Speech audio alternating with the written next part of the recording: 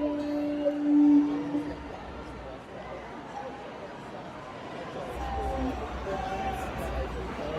it's gonna be lost. Like the bass. Right, bro. To the right. Oh.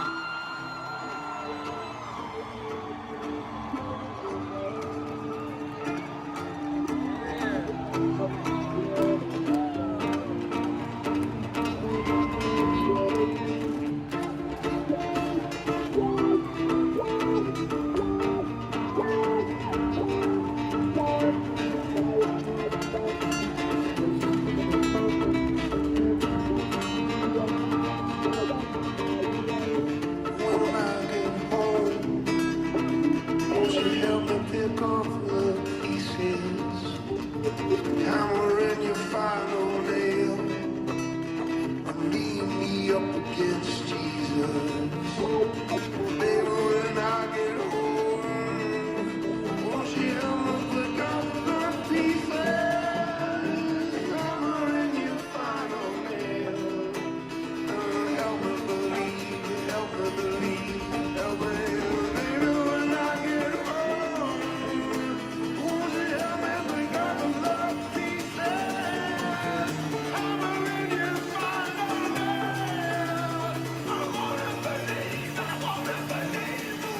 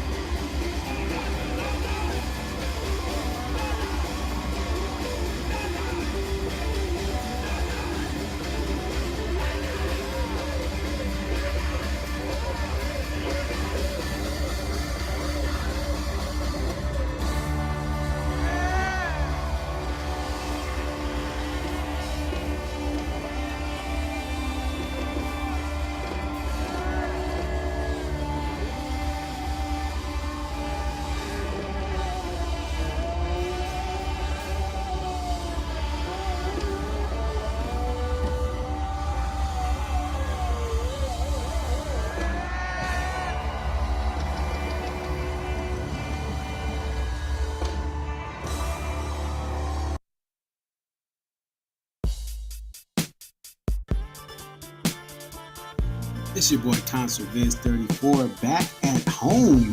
What up? What up? It's your boy Concert Viz 34. Yep, so your boy Concert Viz 34 coming to you here. What up? What up? It's your boy Concert Viz 34.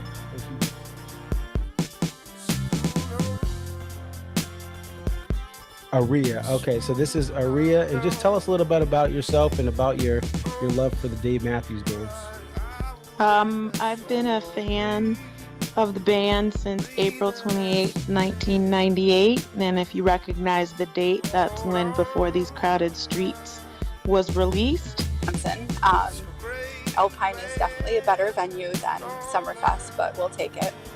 I think I've been going to shows for about 20-something years. I always tell people, like, compare DMB to now to when I first started. And I got started, in my opinion, I feel like I got started late. Like, I was at the very end of the band's prime. I feel like that 03 to 06 was like the end of the prime. 07, 08 was like, you know, we're at the very end. And then when Roy passed. Dave really, this is the thing. Dave has put, Rashawn has been assigned the quarterback of this team. He is the coach, the play caller. He designs the jams. Dave just shows up and plays whatever he's going to play.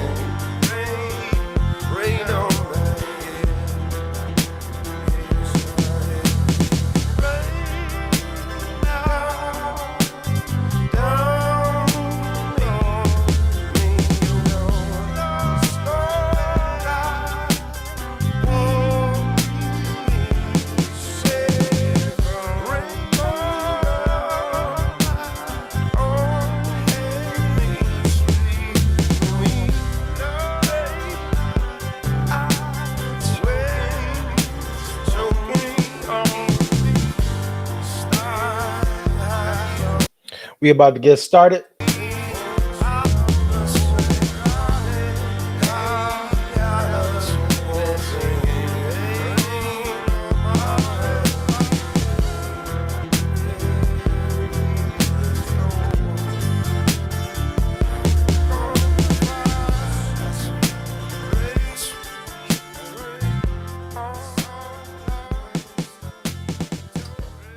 It's your boy Conserviz 34, and tonight we're going to talk about this Something in the Water Festival. I'm sure some of you guys saw it live, like I did streaming on Amazon Music's Twitch page. Shout out to them for streaming that. There is one person I know that was at the show that runs the DMB lyrics. I believe it was,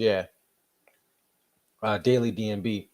I don't know if they'll be able to come on. They kind of had a last minute appearance to go there, so we'll see if we can get them on. Hey, we're in DC, you know, it's the beginning of the show, so we're going to start off with some DC instrumentals. Shout out to the DC artists. Some of you guys may know this dude. His origins are from the DC area. Shout out to Citizen Cope. Let the drummer kick now. Let the drummer kick. Let the drummer kick now.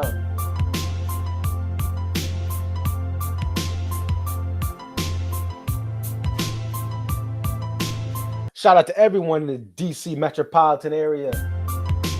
Northern Virginia, Alexandria. What up?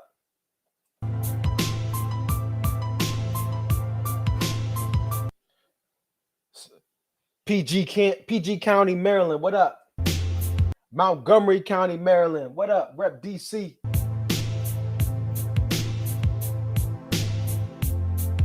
Even that part of West Virginia that's really close to DC. What up to y'all too?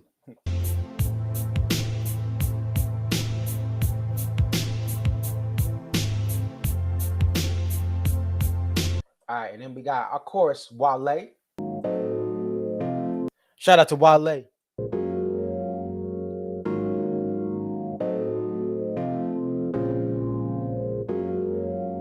Shout out to everyone in DC, Northwest DC. What up? That's where the money is.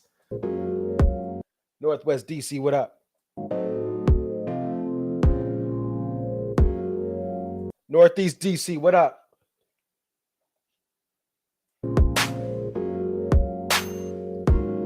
Shout out to that Southwest DC. Southwest DC. Holla at your boy. And of course, by the Navy Yard in the Nationals Park, Southwest DC. What up?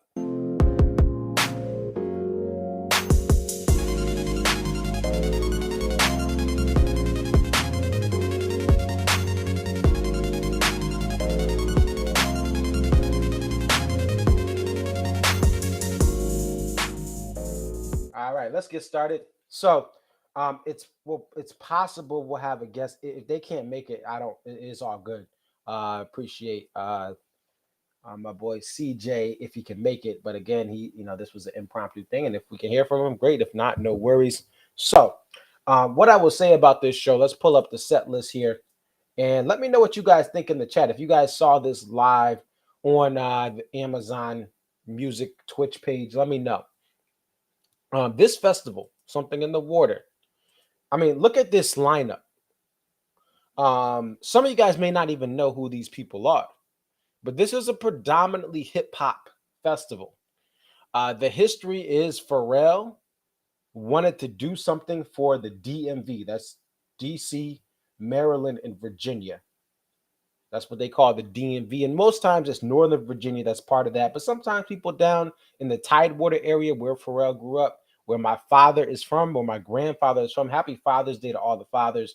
But they had this festival in Virginia Beach, which is notorious for, when it comes to hip hop, rap, when it comes to predominantly Black events, they don't really like them down in Virginia Beach, right? You can chill in Portsmouth, you could chill in Newport News and have something out there. Even Norfolk have a little small jazz fest.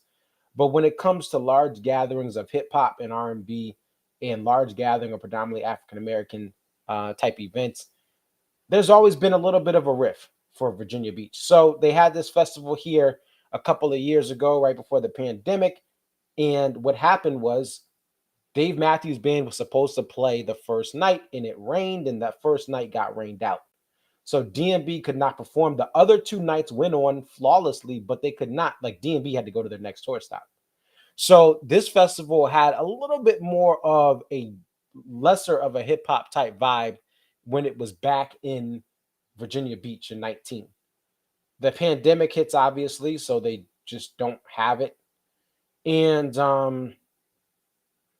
then obviously they decided to do it again, but Pharrell also had some issues with his cousin was killed in a shooting. There was another shooting, and there was a reality TV star that was fortunately lost her life in the same area. And there was just, Pharrell wasn't feeling the DC town of DC. Not DC. He wasn't feeling the town of Virginia Beach, or the Virginia Beach police, and that's his own thing. We won't go into that, but he decided to move this festival not only from April to June, because this festival originally was in April. I actually saw them setting it up. I was in town the week before visiting family. They were setting up the sand and getting the prep for the stage.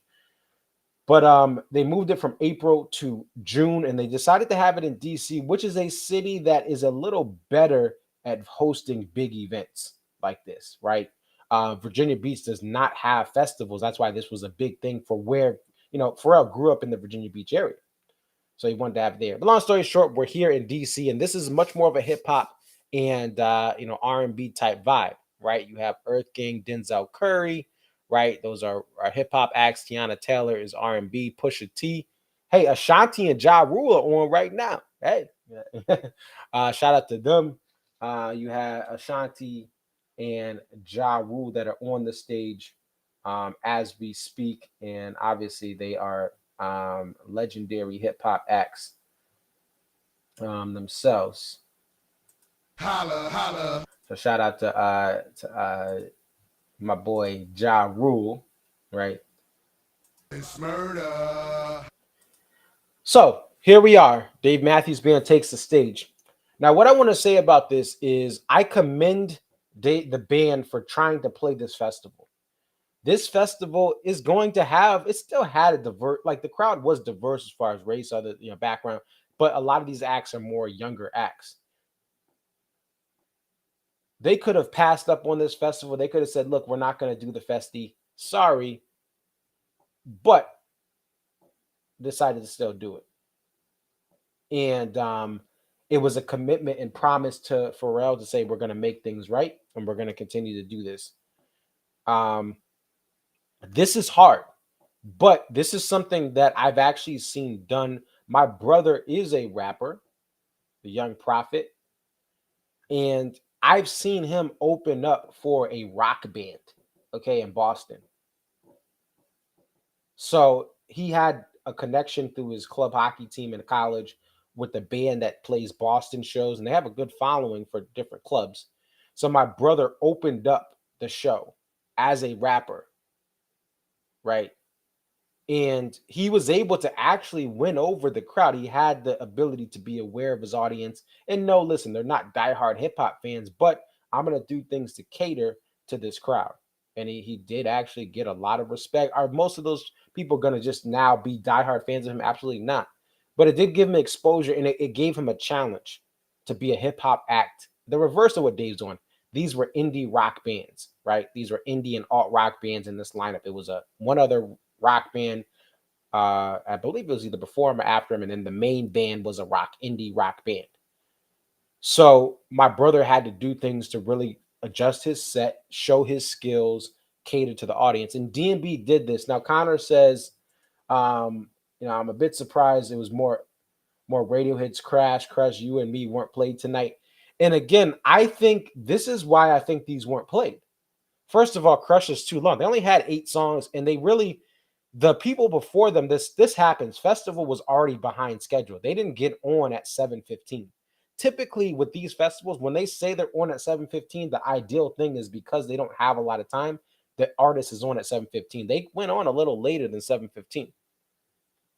But what they did is they said, look, like You and Me is not going to play to this crowd, okay? You and Me for this type of setup, not going to be played, not going to do well. Crush, again, it's too long. It's not going to engage everyone. Now, Crash Into Me, that could be played. That could be something. But again, that's also, you got to realize, like most of this, someone may know it in the crowd, right? Of the non-DMB fans, but this is still a younger audience. This is a younger show. So Crash Into Me doesn't hit people like now. If this was a hip hop festival or a Coachella or some other like major festival where you have some older people in the audience, Crash Into Me would be a hit, right? But that song is not going to hit for this type of setup. So what did they do? They started off with Don't Drink the Water, which you guys know how I feel about that song, but I thought it was a great way to open up. This is a dark, heavy song, right? They had that little intro to it. Dave makes starts talking, how y'all doing, and talks about, hey, I have this little part, walkway on the stage, but I can't really leave. So they start off with Don't Drink the Water. And Tony C, I see you in the chat. We'll have to hit you up after Clarkston there. But they start off with Don't Drink the Water. That's a nice epic song to be like, okay, this is not some cherry bubblegum pop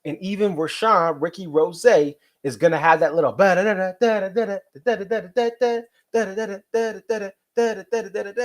right. Oh, it's this.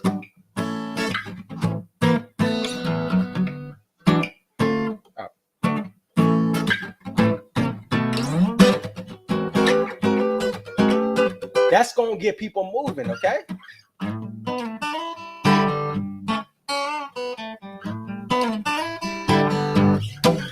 And I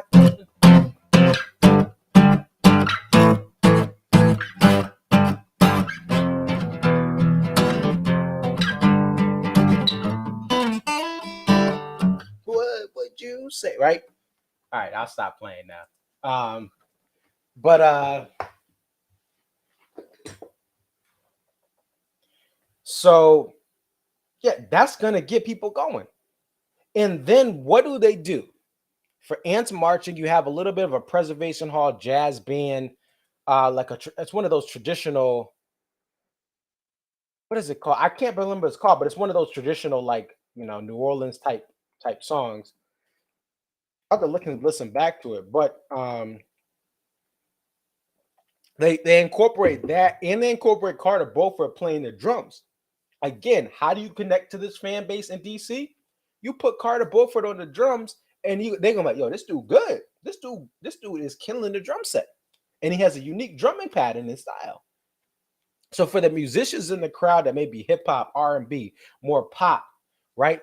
They're gonna look at Carter Beauford and say, listen, just like this is the history of DMB haters. The majority of people I know that don't mess with DMB, that I know, and people that I've just talked to at work, just for one time, that say, hey, it's not my cup of tea, but Carter Beauford's dope.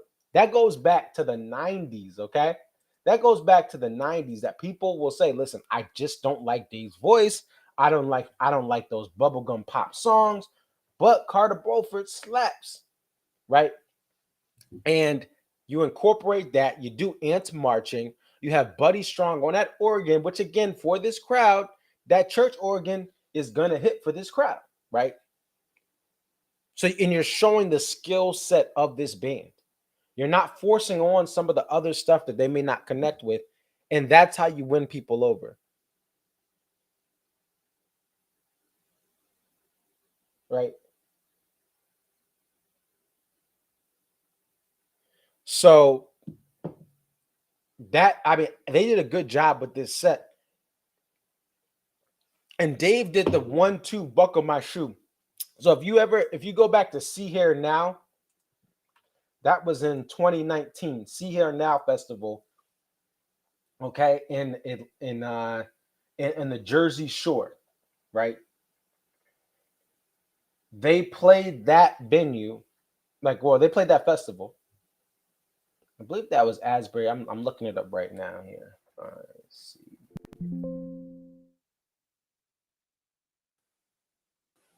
This was Creeks, Asbury Park, New Jersey. Okay, so they played that on September 22nd, 2019. They ended with Ants Marching. Now, this is the difference here. See Here Now gave them an hour and a half. They had 17 songs. This was more like this was like in really an hour that they really played for, right? But Dave does the 1-2 buckle my shoe. Hey Dylan, thanks for coming on. Let's see what people are saying. Connor says, "Don't drink the water" was appropriate opener due to the name. Yep, and did something in the water. Yep, that's that right. That was a good opener for that festival because there's something in the water. There's blood in the water, right? So, and definitely a way to connect to the festival. Good point there. And the chat people are talking about this. Your boy Conservis 34 got banned from the chat. Was I at Hartford? Yes, I was at Hartford last night. Check out Dylan. Check out last night's stream. I'll actually put it in here. You can see I was actually on the rail last night. Let me put that in the chat here. Copy link. Dylan, this is the post, and check this out after the show.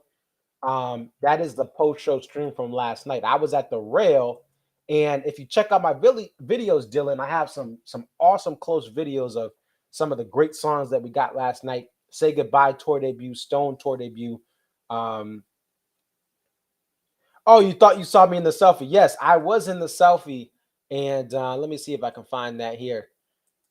I also there was another picture Rodrigo had of me that Rodrigo had. You have to zoom in to see that one, but I was in the selfie. Let's see, where is it? Yep. So here we go. This was me last night. It's your boy and Dave. And I said on Instagram, I said this is gonna be this is pretty much my bachelor party. I'm calling this my bachelor party because I am getting married later this year. But I said, listen, this is my bachelor party. I got my boy Dave right there, right? I got me right at the rail. I don't know all these other people over here. Someone knew some of the people over here. I think. Shout out to them. Someone on Instagram said they're pretty cool. Um, but yeah, that's your boy Constantviz 34. And if you zoom in right here, some of y'all bracelets are right here. Some of y'all gave me some bracelets in the last couple of days. That's my phone right there, where all the magic is recorded for you guys. But you got my bracelets are right there. And oh, Luke, thank you. Thank you. I appreciate it. But yes, I did make the photo. I am 2 for 2 with that shirt. I was at Mohit for getting the rail. I've only been out of my 35 shows, I've only been pit 3 times. The first time I was at the back of the Hartford pit in 2015, Virginia in the Rain tour debut. Second time was last year at Mohegan Sun. There were so many people working, and people that came early, they told them to not line up. But I kept walking around, and we made an impromptu line an hour and a half before. I was able to get the rail easy. It was a weekday, and the show was rescheduled. So yeah. But anyway, going back to last night. I mean, not last night. Going back to tonight. This was just a overall solid show to appeal and just show people. Listen, it's just about your public relations, right? It's just about your PR to really just say, hey, even if someone doesn't mess with it, or hey, maybe this will plant a seed in someone's mind to check DNB out the next time they come to their city. Maybe grab a lawn chair, get a lawn seat. That's all this is about. And they did everything right. And I've said this. You heard me last night. Dave Matthews Band knows how to play for a crowd. You can complain about your individual show and say it wasn't that good or you didn't like this song. But if you actually read the room, Sledgehammer gets reactions, especially with the demographic going to Dave shows. Can't Stop will get people turned up even at a regular D&B show. That Girl Is You, every girl thinks it's them. Right? And you know what's funny? I can't remember who I was talking to last night because I had so many conversations, but someone made a good point because there was a couple of ladies I was talking to, and I can't remember if it was Tristan, someone else. I'm sorry if I forgot, but they were trying to point out, or if it was the people like Jeff and Michelle and their friends. Can't remember who it was, but I pointed out like I don't like Can't Stop, and someone's like, "Hey, we caught you dancing to Can't Stop last night." People in the back of the pit are like, "Yeah, we got you busted in 4K, right?" I got caught dancing to the song I vowed to hate. But listen, I would listen. Last night was just a special night. But someone made a good point. If you are I don't want to say just a woman, but if you do fancy Dave Matthews in a loving in a more than just friends way, Can't Stop is gonna hit you better, right? I love you, but I can't stop. But listen, I'm a fella who listen. I obviously I'm engaged to a beautiful woman. So listen, no knock. I don't want to listen, but I'm just saying. So Dave talk about he can't stop, like it doesn't hit me as much because I'm not trying to marry Dave, So, but like if Janae Eiko did a song about she loved me but she can't stop, hey, I might like that song, right? Hey, let me be careful. I love my fiance. All right, I love you, Olivia. Love you. But anyway, the point is, certain songs, That Girl Is You, every girl thinks it's dumb, right? I'm a man. I know he's not talking about me. Okay, Dave is not talking about me. when it's that girl is you. So I would love to hear it with Prez Hall. That's it. If it's not Prez Hall, I don't want to hear it. But I understand you have to read the room. In Mansfield likes the hits even more than Hartford does because we talked about this last night. Mansfield used to have two shows, but Mansfield they love 90s Dave, right? Where Hartford became a place where they were playing all these deep cuts. They have a bigger crowd. You have I'm not that Mansfield is not educated music fans. It's just there's more of a diehard hard feeling in Hartford and the people you grew up in Connecticut, and we want the deep cuts, right? We used to have three shows in Hartford. So Dave and the crew loves Hartford. It's a bigger venue. It's actually bigger than Mansfield because of the lawn. And that's very abnormal. That's what makes Hartford unique. And Deer Creek and in the Meadows in Hartford, they're two of the most unique venues. Now, obviously, the Gorge is big, but the Gorge is in the middle of nowhere. And obviously, Alpine is big too. But Alpine is outside of Wisconsin. It's not far from Chicago. I mean, but what I'll say is Deer Creek and Hartford, because the Gorge and Alpine don't have a lot of shows.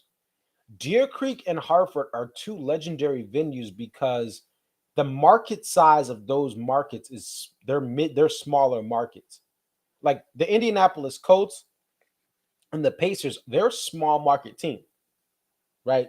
The Hoosiers are awesome. I'm going to be seeing some of them this weekend and hanging out with you guys out in Deer Creek. But it's a smaller market, but they have a large music venue. And I think part of that too is same thing with Hartford.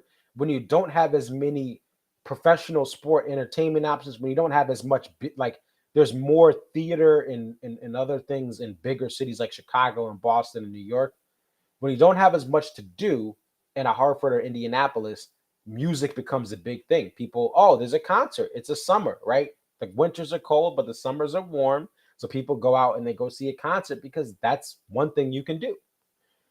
So Deer Creek and Hartford are interesting because they have large lawns that for at least now Hartford for DMB has died down partially because Hartford is so close to so many other venues and tickets are more expensive.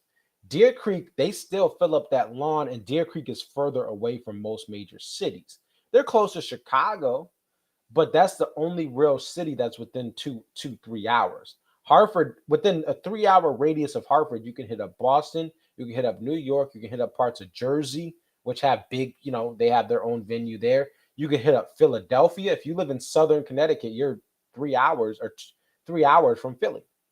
So there's that's the thing about Hartford. Hartford has a less of a lawn crowd for D&B. Now, what I'll say is for country music, we actually get more people in Hartford for certain country acts than Deer Creek does. Like Hartford for Luke Bryan, there's 22,500 people on that Hartford lawn. So I think they've reduced it a little for safety. But like for Hartford, Luke Bryan, right? Kenny Chesney loves New England. He loves going to Gillette, right? So New England actually gets some country draws bigger than some of the Heartland. And we have the big venue. So it's interesting to see that with Hartford and Indianapolis or where Deer Creek is in the Indianapolis metropolitan area in Noblesville. They're two interesting markets.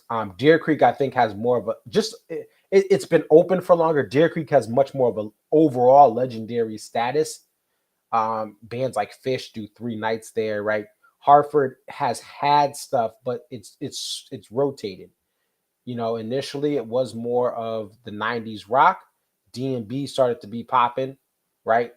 And then after D&B, it became more country shows. At the like the mid 2000s, country acts started doing Hartford, and then all of a sudden, from 2006 to present day, you will have a full lawn for a Luke Bryan when he comes to Hartford. Like you will have 22,000 people on that lawn. So just an interesting tidbit about venues that are coming up. Luke says it's important to know that D&B isn't playing Cincinnati. So the Columbus and Cincy, Kentucky crowd will go to Deer Creek along with, of course, Indianapolis and Chicago. Yes, and what I was told with that, Luke, is Riverbend did not come to an agreement with DMB. They are not owned by Live Nation, so Live Nation may manage like the ticket sales, but they're not owned. Live Nation started buying some of these venues because people who were managing them just said, "Look, we want to sell it for what we can and get out of this." Live Nation's like, "All right, if we own the venue, we can actually profit a little better by owning it." So Live Nation does not own Riverbend. Now, what I was saying, let's take a look here at Live Nation. What I will say is there are still now. This is always the case. I think Deer Creek will still be a big show, but there was, last I checked, there were still seats for Deer Creek that were higher up. And again, I think just everything is going up. But I think you're right. People from Kentucky will drive up. People from Southern Ohio into the Cincy market in Columbus will drive up. Let's see. Want to make sure I do the right one. Let's take a look at the ticket and we'll take a look. And again, if we get CJ on, it'll be great. Oh, so it looks like it did kind of fell out. Maybe I'm wrong. There were a lot for like right after. So you can still get $94 for these tickets in the uppers. Initially, after the on sale for a couple of weeks, there were a lot more. There were some more uppers here and there. It looks like these have been sold. These are bad. I mean, these are at the corner. These are companion seats. And the pit is $535. Still the lawn. It looks like, what's this? The wheelchair lawn, right? 40. Okay. So they're still lawn, but Deer Creek, I expect a full lawn, like I've seen from you guys taking pictures and calling in from Deer Creek. I still think it's going to be a full lawn. But this does look a little better than it did like a couple months ago. Because after the on sale, there was still a lot of singles. Let's see Deer Creek night too.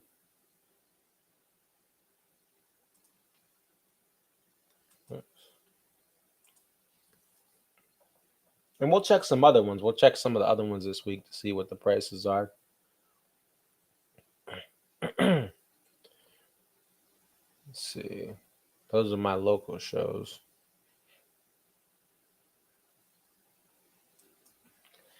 But I can't stop. All right, so let's see what's popping for night two. Night two is which is expected. Now these are more platinum tickets, right? 360, 583. So this night two is, and this is expected. Night two is always a bigger night, so there's actually none. There's companion seats, but there's really none, in this pavilion. So yeah, but I mean, there's gonna be tickets. You're gonna find uppers on Cash or Trade and all that stuff that come up. People trying to upgrade last minute. Let's actually take a look here, and we will go to Pine Knob to see what's popping for this Tuesday show. Shout out to Tony C. So this is Ticketmaster. I used to work at StubHub, and this always was so confusing how they do this little thing. 4, 5, 6, 7, 8. Like, it's so confusing how they just have these little stuff. So it looks like this is good though. Pine Knob is knobbed out. They got, there's no seats left. Up front, these are 135. Be close to the mix here, a little further behind the mix, 135. That's the trend you're seeing with Ticketmaster. Now, the back of the back, like the last rows, are going to be 95. But anything even upper that's even close to being center is 135. The pavilion seats for Mansfield and Mansfield and SPAC are both like that 135 price tier. So this is 95, is a little off center, a little more towards the corner. Yeah, so that makes sense. But this is actually good to see. I mean, I hope these were sold for face value and hope they're not playing games, but Yeah, like that's platinum. But this is a good turnout for Pine Knob on a Tuesday. I know, people love DMB up here, but it's a Tuesday show and sometimes it's tough. So Luke, how was it different? Was there more tickets? I know with the pandemic last year, people were like there were a lot more tickets available. Some people didn't want to go through protocol. Some people didn't want to risk driving further to the Pine Knob show. If you were like in Indianapolis, you didn't want to go up to Michigan. People were trying to go to shows closer to them. What a show you were in! Oh, Dennis, you were in the section 300. Awesome. I am going to SPAC. I am going to SPAC. Still trying to figure out a night one ticket. I know everyone's asking for them. Hey, if you wanna hook your boy up with a warehouse night one ticket, let me know. But listen, I know everyone's asking for it, so I'm not gonna beg. I will find a way to get something there, and I'm not too worried about that per se. I will find a way to get in the pavilion. Oh, you got so last year he got his pavilion seats for $50. Okay. But this is good. It looks like people are coming back. The Pine Knob name is back. Got the GA lawn. So that's Pine Knob. Let's see what Toronto looks like if it'll let me go. I don't know. I have to go to another site. Gotta go to another site. And this is Canadian dollars pricing.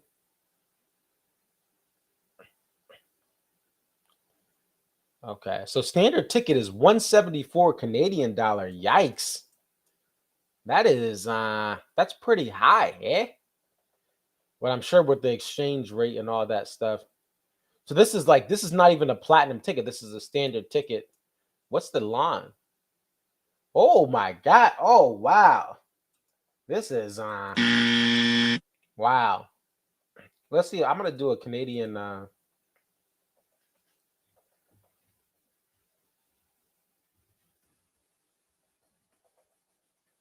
let's see what the exchange rate is.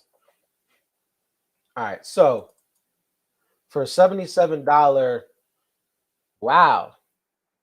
So shout out to people in Canada. So right now, based on the current exchange rate, $77 in Canadian dollars is $59.12 US dollars. So that is like it's almost $60 before fees. Now, does Canada have? Oh, so oh wait, no. It includes taxes here. So this is a little bit different. I think, and if you guys don't know, I used to work at StubHub, so I learned a lot about this. Other countries have much more. They have much more like if ticket sales and ticket brokers and ticket companies, because we used to like StubHub was expanding to the UK and all that when I was there to allow buyers and sellers to sell. By the way, StubHub doesn't own tickets. Some of you guys may know that, some of you don't may not. Doesn't mean I don't agree with some of their decisions, some of the fees they have. But anyway, other countries have much more protections for buyers than they do sellers. So, and this would actually be good. I would actually like this for the states, but it is what it is. So for this listing, it has to show, let's zoom in here. It has to show the cost. So this is still 99 Canadian dollars to be at the back of this venue versus the 95. That's not much more, but I think the band has to use these exchange rates. It's 99 plus $21.50 in fees, including taxes. So taxes are included. I like this. And that means you're paying 120.50 even, right? So 120.50, 120.50, that's $92. So it actually is cheaper. This seat, let's see what these are. Are these the same? Yeah. So it is actually cheaper Oh, what's going on here? What is going on? What is going on? What's going on? So these seats right here are cheaper. It's $92.52 after fees for Americans that are coming to Toronto. It's cheaper to buy an upper level seat here than it is for others. Let's take a look at this mid pavilion. Oh, that's platinum now. We don't want platinum. That's a standard ticket. So 174. Let's zoom in here. Let's zoom in for you guys. Let's make sure I can see myself here.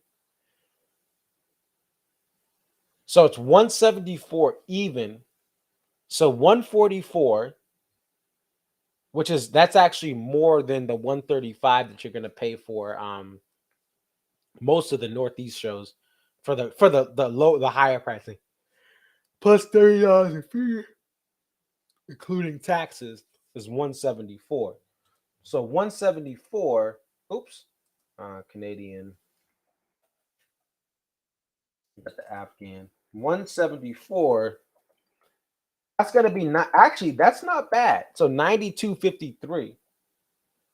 So this is actually, I mean, hey, this is actually, that's not a bad. Okay. I didn't realize the Canadian dollar was that much. I maybe I'm missing something, although Canada has some. Well, I don't want to get political, but Canada. Anyway, oh Canada, right? They got some issues right now. Pride in. But shout out to we love our Canadian our fans, Canadian fans. Mike Wilson. I don't know if he's on right now, but shout out to Mike in Alberta. And let's see the floor. Wait, whoa. This may be the deal, guys. 174 for the pit. That may be the wave there. You can get a face value pit ticket in Canada, eh? Let's shout out to our Canadian. Let's get him a little thing. All right. All right. Shout out to Canada. Let's shout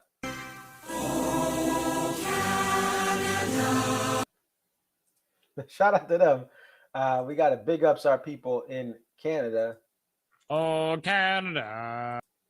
Oh, Canada.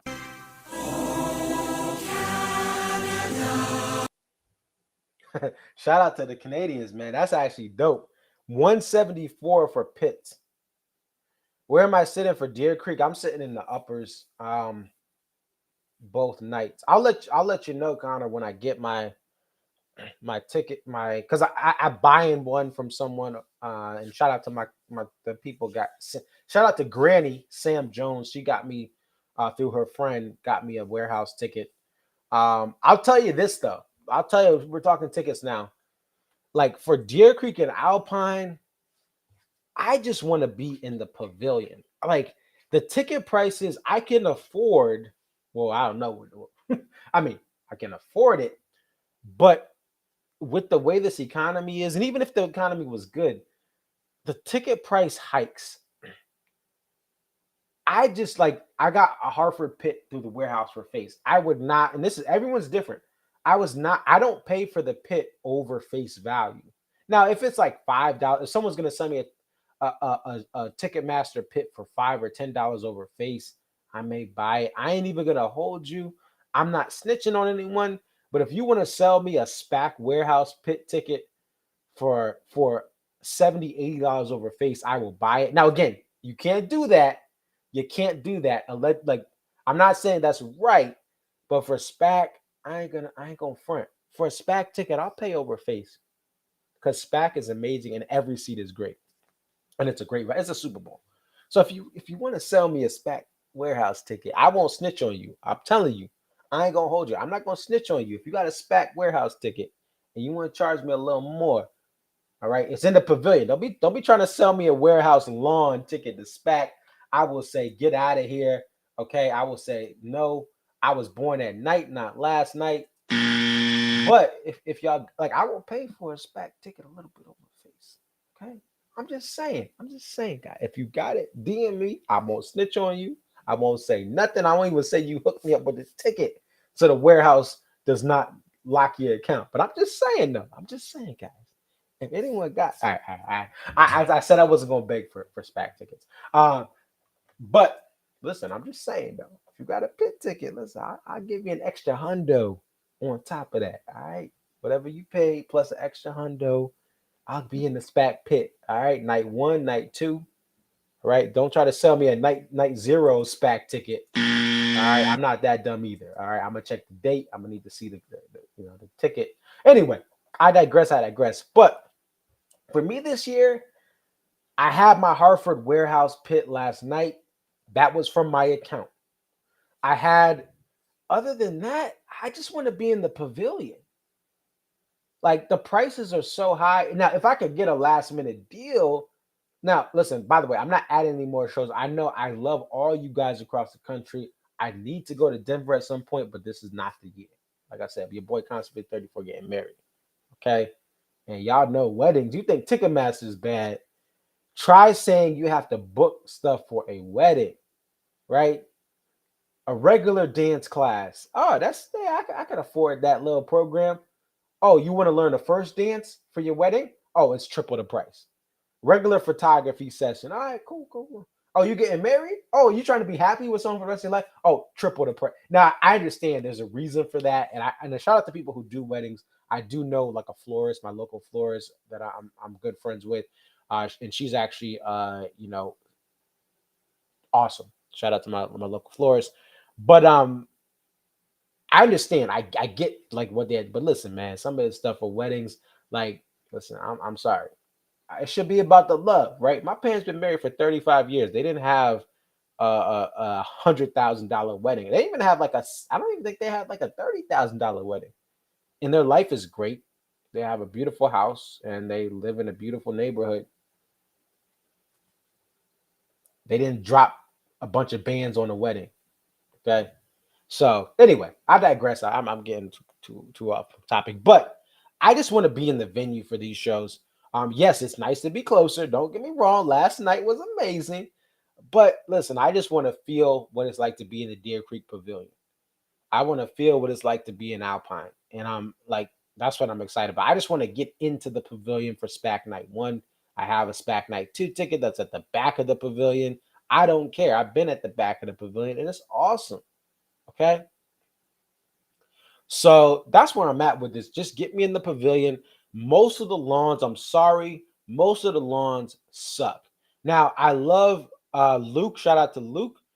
When we hit you up and I saw your pictures from a Blossom, it looked beautiful. The Gorge lawn, I love the Gorge lawn. I think it's better I would rather be at like towards the front of the Gorge lawn than the back of the Gorge in the seats, because I've been in seats in the Gorge twice.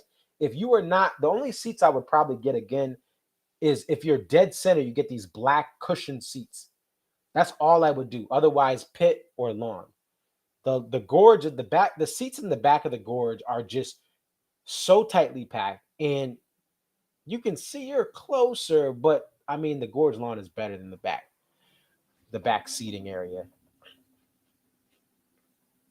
Dylan says, would love to go to a SPAC show. What I do is this is how I do SPAC. I request one or two of the nights. If I get confirmed, I go. If I get rejected, I just don't go. I went for SPAC Night 2 in 2018, full band. SPAC Night 1, Dave and Tim in 17 was the only other time. Every other time I've got denied. That's to be expected. Listen, everyone's in their mama, their daddy, their granny, they baby daddy, they baby mama. They all want to go to SPAC. Okay. And there's only so many seats. And also, you have a lot of seats that are season ticket holders and donors. You donate to the arts, which I think is I don't really have opposed to that. If you donate to the arts, you get season seats. So it's hard to get a ticket for SPAC. It's hard to get a ticket, but if you get confirmed, you go. Oh, you missed out on Jiffy, which is Bristol, Virginia. Shout out to Bristol. Gonna be at Raleigh and Virginia Beach this year. Awesome. I have family in Raleigh and Virginia Beach. If you get arrested, my aunt is a no. Let me stop. But my aunt is a judge out there in the Raleigh Durham area, and I got family down in in Virginia Beach. A lot of it's military. Um, like my great grandfather worked at the military hospital. Again, happy Father's Day to all the fathers. My godfather was in the army.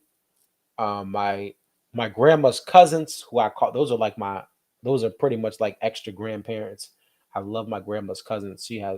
She's an only child, but she grew up with a bunch of cousins, and a couple of them are in couple of them are in the Air Force, and I think one of them was in the Army. So it's an awesome military town, Virginia Beach. 757 Chesapeake, Virginia Beach, Portsmouth area. So I love it out there. Every year I typically go out there at some point in the spring, and get just get down there in the ocean front. So I love going down there. Got a ticket to I have a hotel in Guilford, no tickets yet. You don't. I don't know. Speak English with this guy. I don't know if you're like a veteran or if you've been to Guilford. You do not need tickets for Guilford. And like I I went last year.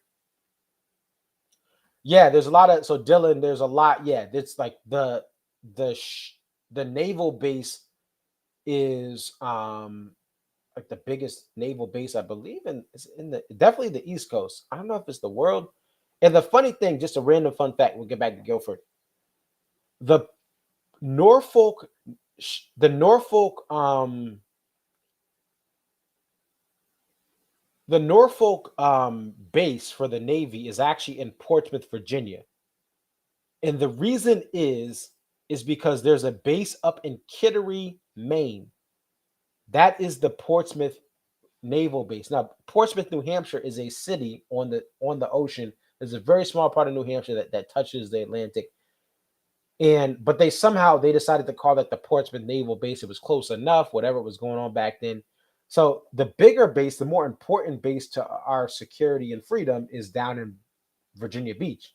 But somehow, because they had to go to the Norfolk Naval Base, although Norfolk is right across from Portsmouth. But fun fact, the Portsmouth Naval Base is in Kittery, Maine. The Norfolk Naval Base is in Portsmouth, Virginia. Just a fun random fact. Oh, so you've been a few times. Yeah. I mean, last year I got soundboard tickets that were released. I was right the first row behind the soundboard. Like literally I could dap up rap. I didn't because by the way, if you guys see any of the crew, now I'm not saying now if you see a band member, I'm not saying don't take a selfie with them. But when I'm talking about like the rest of the crew, if you see them in the soundboard, leave them alone. Now, if they want to give you a set list, fine. But please don't. People were doing that last year, and Rob was kind of getting irritated. Now he did give up. He still was nice because he's a nice dude and he's really just awesome. Um, but it is like just please keep your distance from the sound crew.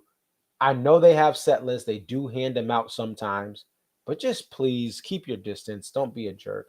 Um, I was not in Guilford. The only time I've been to Guilford was last year. I went to 3 shows in Guilford last year. Chris Stapleton, his first show after the pandemic. And then I went to D&B night 1 and night 2, and I loved it. I loved it. I loved it so much. Um, let's see. What we'll do, well, actually, because we got Zach. I think we should save Zach for another because I'm gonna log off now because I just need to listen. It's a and shortly we'll do an outro video. Let me just respond to him. Shout out to Zach, awesome taper. Oops, didn't mean to do that. Hold on, guys. I'm gonna put myself. I don't want you guys to see these conversations. Not that there's nothing bad. Oh, it's back here. Okay, I'm what's on my other screen. Okay.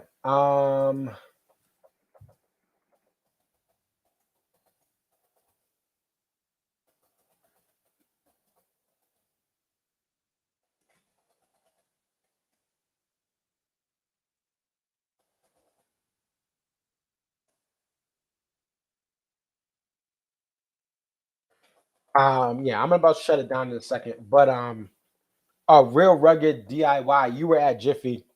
Yeah, that was we had Renee on from that show. If you haven't seen, I don't know if you guys saw that. By the way, I'm gonna post some of these links here so you guys can see. I'm gonna post a link for the Jiffy Lube if you guys want to go back and watch that. If you did watch it, thank you guys for watching it. Where was it? That's Daly's Place, Blossom, Jiffy Lube. So if you go on my page, and I'm gonna try to add more to the. Sorry, let me see here. If you guys want to see, this is the Jiffy Lube Bristol post show stream, and we'll do this. I got kicked off. If anyone saw me in something in the water chat, I was Monizo 145. I got kicked off the something in the water chat because I posted. Now I get it. I get it. They don't want people posting crazy links, but I was trying to say, hey guys, if you guys want, I was adding people and talking to some people about this upcoming weekend about the gorge. I said, hey, if you guys want to check out my channel, here's my link. So the first time I was good. And then the second time I posted a link. I was like, hey guys, here's my channel. I'll be doing a stream after. And they banned me. I got banned from the Something in the Water stream. And they said I could come back on at 8:32 p.m. At that time, DMB was gonna be off. So I just your boy got banned from the I got banned from the Something in the Water chat.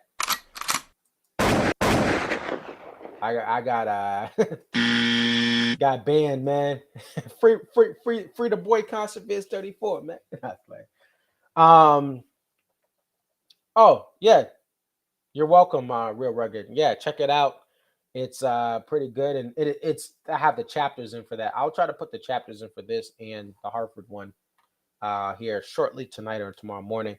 But all right, we're done for today, but stay tuned. Let's get those things back up here. We'll get the ticker going here. So these are the upcoming shows. If you are going to one of these shows and you want to be on, come in the chat or hit me up on Instagram, Conserviz34, Twitter, Conserviz34, spelled just like the YouTube channel. But we have 621. That is going to be on Tuesday. We also then have 622 in Toronto. That's going to be Wednesday. If you're going to Toronto and want to be on, let me know. We would love to have you on and talk to you about that show. And then for Deer Creek Weekend, I will be there. Okay, I will be there for Deer Creek Weekend. So I'm going to give my review. I may try to add some people on that I'm with or meeting up with at the shows to get their input. I know my boy John Dix is going to be there. We got Granny that's going to be there. Sam Jones, she's an awesome friend of the show. Sometimes she's working different hours. She can't make the stream. But Granny, she is awesome. We love her. She's going to give me some Hoosier Southern hospitality. Oh, let's see this one. Oh, thank you for watching. Speak English with this guy. I believe you had a comment too. So they did play a request in Guilford once just to tease the song that Dave did with Grover on Sesame Street. That's awesome. Yeah, it's definitely special when Dave does a tribute. Yeah, Kermit the Frog. I will see you this weekend, and I will have more time. And again, I know I said this yesterday.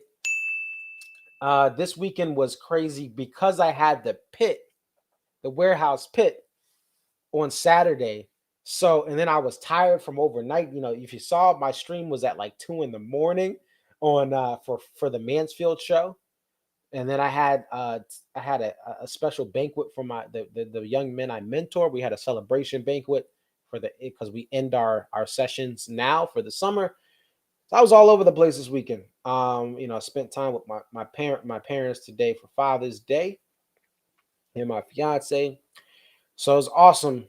Awesome weekend. I would not take it back for anything, even though I'm exhausted and I've been taking naps on and off. But thank you guys for the support. Tell your friends, again, everyone who's new, everyone who's been here since day one, everyone who hopped on during the pandemic in 2021, the post-pandemic shows. I cannot say this enough. I appreciate it. I say this, I probably keep saying this.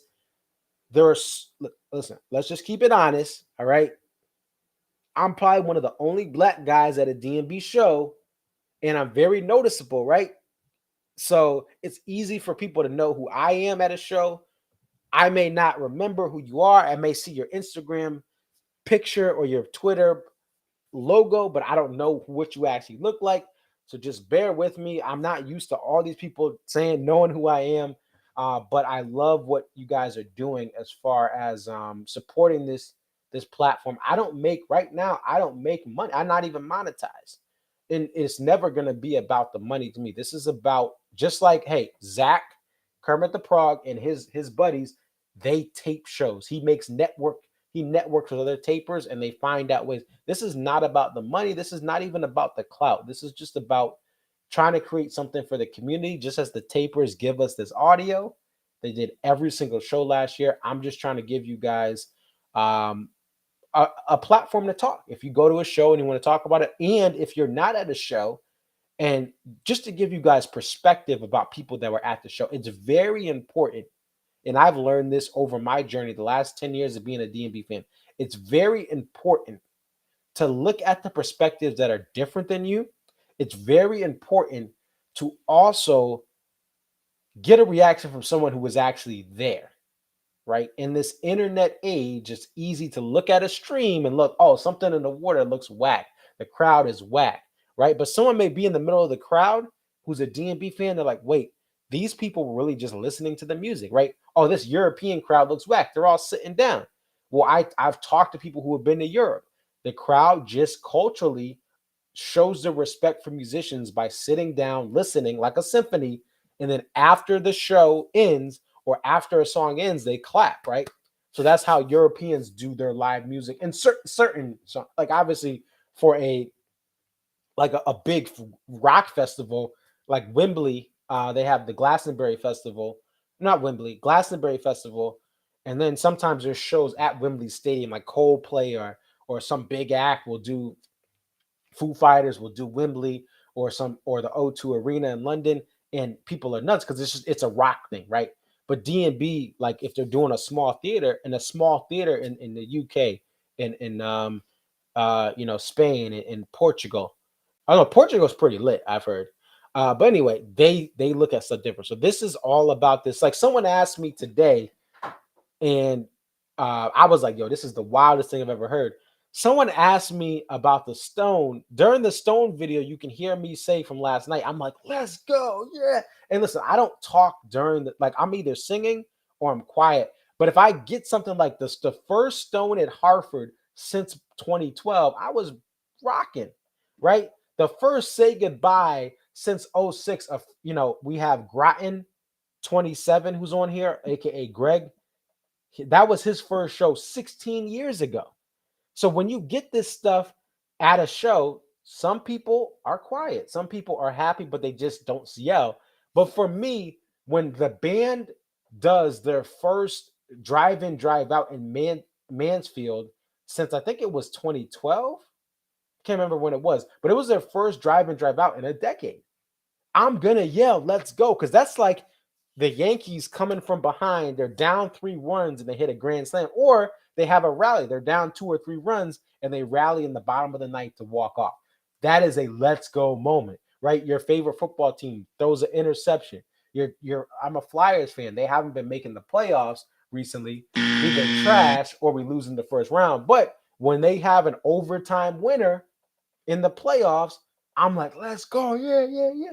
But I wanted to explain my perspective instead of just ridiculing that person and saying, you suck, like you don't understand it, you're crazy. Why can't I be happy? Like, should I just be mad about stuff?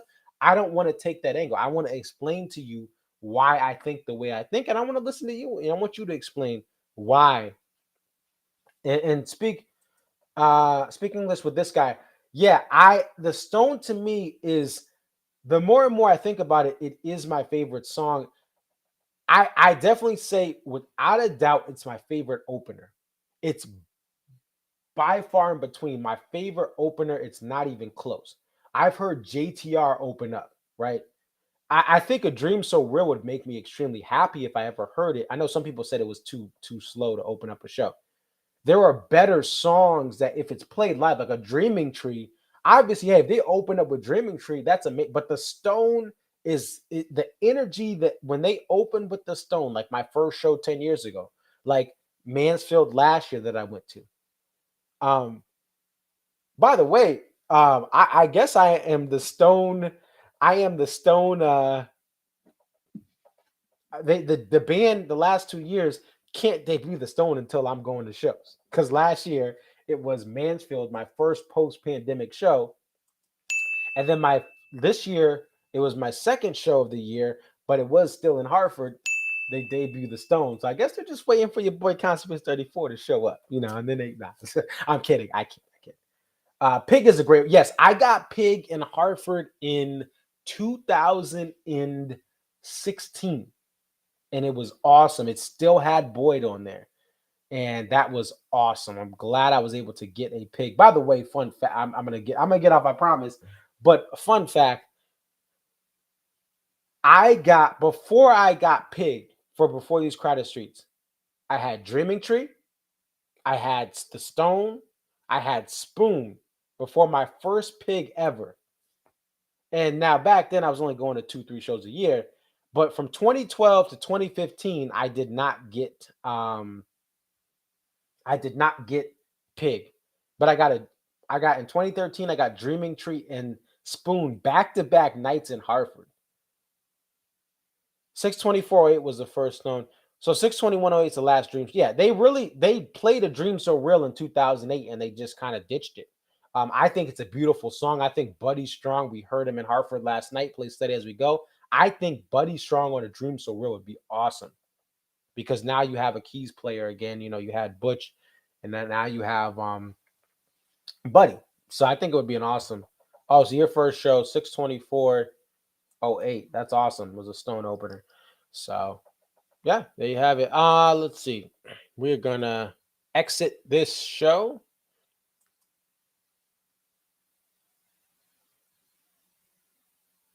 What show?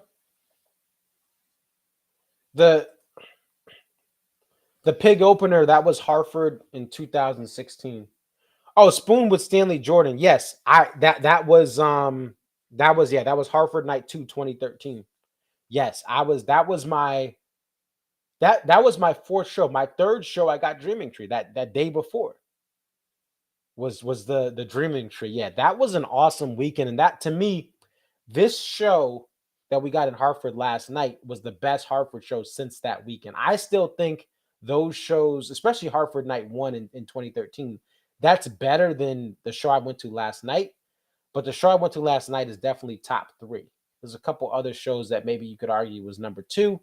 Number 1, for me, personal number 1 is 6/7 2013. Number 34 tees on the 12 string into JTR to open. Broken Things. I'm not even looking at a set list. I can remember this. Number 34 into JTR. We had a Broken Things. We had a Drunken Soldier. We had a Rhyme and Reason. We had an Ants Marching. We had a Dreaming Tree with Stanley Jordan. That was just a wonderful year. Then the second night you had a Blue Water Partial. You had that Spoon. You had a Seek Up opener like that. That weekend, I will never forget that weekend. First show. So Greg D says his first show was in Charlotte in 02. Still my favorite Lion Out Graves is Magic. I really wish I could have gone to the Roy era. Even though to be realistic though, by the time I could actually go to DMB shows would be 2006, which is still great shows, but 2004 was the last from every OG I talked to. 2004 was the last prime year of the band. Not to say '06 didn't have great stuff, Break Free, all that stuff, right? Not to say 2010 in Hartford without the Roy Moore was not an epic weekend. That first show had so many bangers. All I'm saying is at the prime, what people say, I talked to all the OGs that have been to 150, 200 plus. Some people have been over to 200 shows. I think someone just hit 362. My pal Dino here in Connecticut is over 365 shows. The prime, from what I hear, is 98 to 04. That's what people tell me. Again, I wasn't there, but I really wish I could have gone. In 2002, you got to understand, growing up here in Hartford, the riots were in 2000. I would be 11, 12 years old in 2002. My parents were not going to let me go to DMB in 03 and 04. I would only be 14 years old. So I didn't start going to DMB until 2012. The earliest I probably could have gone is like 2007, 2008 at best. I don't think my parents would have let me go at 16 because, again, there were riots. People were let's just say they were babies that had been made in the Hartford lawn. And I can attest to this because my friend who's my age was going to the Hartford lawn in 2006, and people were under the blanket and they weren't dreaming. Okay. They were not under the blanket and dreaming. They were doing something else. Okay. They were doing something else. That's all I'm gonna say. So anyway, that is the show. Oh, I know what we'll do. All right. So what we're gonna do, I love throwing these bats in session stuff up for you guys. We'll get a bats in session song in here. Let's see.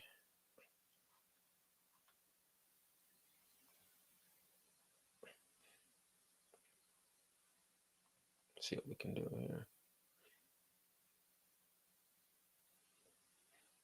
Let's see.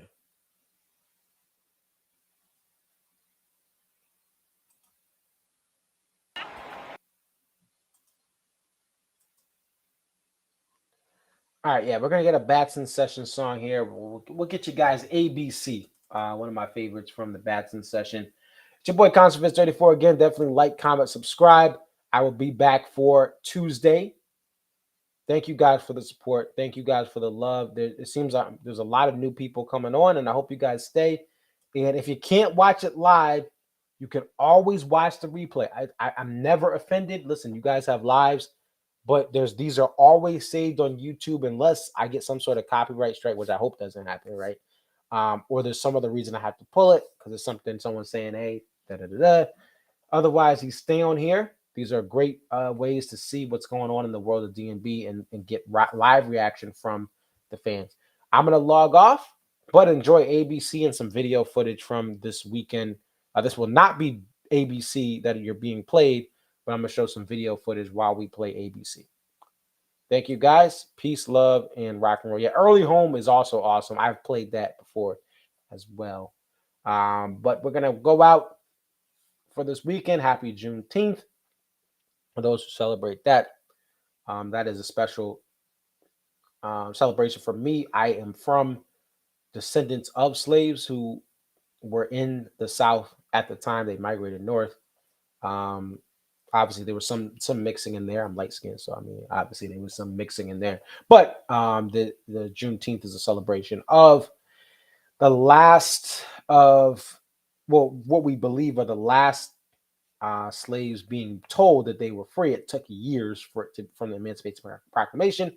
It has recently been a more national thing because they decided to bring more awareness to it, but it is a special time in this country where people were at least told they were free. There's still a lot of injustices for a lot of different people in this country, but this is still a celebration that people were told they had more rights and had a little bit more progress to live as an American.